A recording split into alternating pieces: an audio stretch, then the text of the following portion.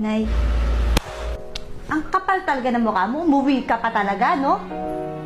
Puro kahihiyan na lang talaga ginagawa mo sa akin? Ha? Nay, magpapaliwanag ho ako. Tigilan mo ko. Ikaw na bata ka.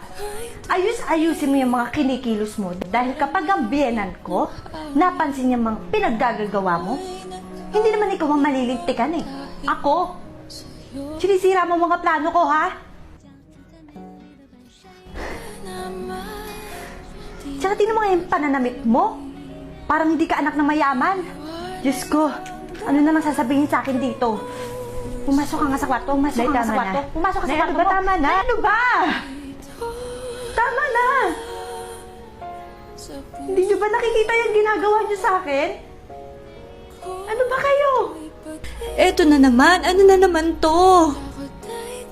Hanggang kailan niyo ba ako gaganitoon, Nay? Ha? Nasisiraan na ho ba kayo?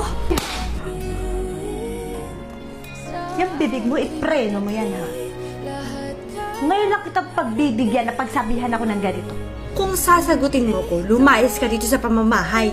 Kung di ako kakaladkad sa'yo palabas ng bahay na to. Di mapigilan ang lungkot na nadarama.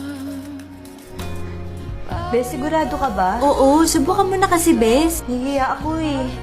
Hindi naman ako masyadong showy kay nanay. Di, dali na para magkaayos na kayo. Okay, sige.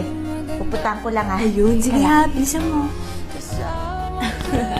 Talaga? Ako para sa akin, hindi ko talaga alam. Ang dali-dali ng lokohin ng batang yun. Sabagay, siguro dahil hindi ko siya anak. Tama. May point ka naman kasi, Mars. Palasagot pa naman yung batang yun. Kung anak ko yun, baka nataypan ko na yung bibig mo. Mo, Mars, hindi pa niya alam na ampon siya.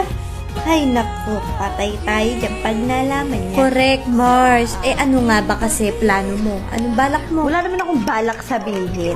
Wala rin naman akong pakialam sa nararamdaman niya. Diyos ko, Kamari, ang sakit Grabe nun. yun. Eto, maiba tayo. Paano pag nalaman niya? Hindi niya yun malalaman.